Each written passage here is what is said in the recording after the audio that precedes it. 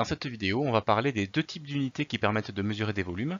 Les unités que tu connais, les centimètres cubes, les mètres cubes, et les unités de contenance, les litres, les décilitres. Et on va voir comment on peut passer des unes aux autres.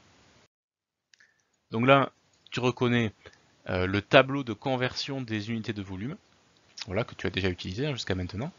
Et je vais y rajouter d'autres types d'unités dessus. Je vais y rajouter des unités de contenance. Chez toi, pense par exemple à des bouteilles d'eau. Les bouteilles d'eau que tu peux acheter, leur volume n'est pas indiqué en mètres cubes ou décimètres cubes ou centimètres cubes. Il est indiqué par des litres. Souvent, tu as une bouteille de 1,5 litre par exemple. Pourtant, c'est bien un volume. Donc ça veut dire qu'il y a une correspondance qui existe entre les unités de contenance, les litres, les décilitres, les centilitres et les millilitres, et puis les unités de volume que l'on connaît. Donc ce lien, je te le montre maintenant, et il faut le savoir impérativement, c'est que 1 litre, ça occupe un volume de 1 décimètre cube. Voilà, 1 litre, c'est 1 décimètre cube. À partir de là, tu vas pouvoir placer les unités, les sous-multiples du litre, les unités plus petites. Tu sais que une unité qui est 10 fois plus petite que le litre, donc ici, ce sera le décilitre. 100 fois plus petit que le litre, c'est ce qu'on appelle le centilitre. Et puis 1000 fois plus petit que le litre, c'est ce qu'on appelle le millilitre. Au passage, tu constates donc que 1 millilitre occupe un volume de 1 cm3. Là aussi, tu as une correspondance directe.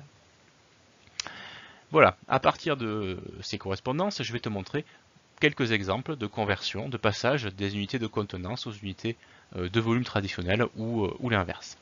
Allons-y. Une contenance de 4,5 litres, on voudrait savoir le volume occupé en mètres cubes. Alors on va placer ça dans le tableau avec toujours la même règle, c'est que le chiffre des unités va dans la colonne des unités. Donc ici c'est le 4 qui est reconnaissable par la virgule, le 4 va dans la colonne des litres. Voilà. Convertir, c'est bouger la virgule de l'unité actuelle vers l'unité souhaitée. Donc on va passer la virgule au mètre cube. Voilà. Enfin, dernière étape, en cas de besoin, on complète les espaces vides par des zéros. Alors c'est le cas ici, on comble les trous. Et voilà, notre 4,5 litres, ça correspond à 0,0045 mètres cubes. Deuxième exemple, un volume de 5364 mm3, on voudrait savoir quelle contenance en millilitres cela représente. Donc plaçons ce nombre dans le tableau.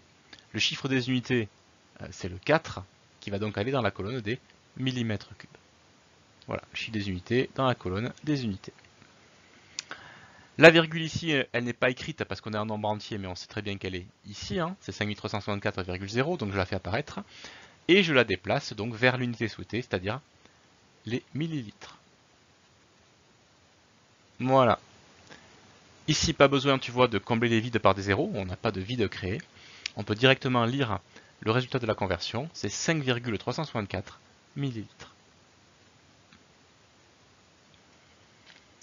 Dernier exemple, 3 décamètres cubes qu'on va convertir en litres.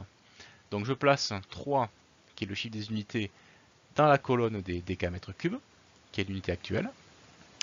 C'est 3,0, donc je fais apparaître sa virgule. Virgule que je déplace vers l'unité souhaitée, c'est-à-dire les litres. Voilà. Et je complète les espaces vides par des zéros. Ça me fait donc 3 millions de litres. Voilà, je t'ai montré sur quelques exemples comment tu peux passer des unités de volume aux unités de contenance ou bien l'inverse.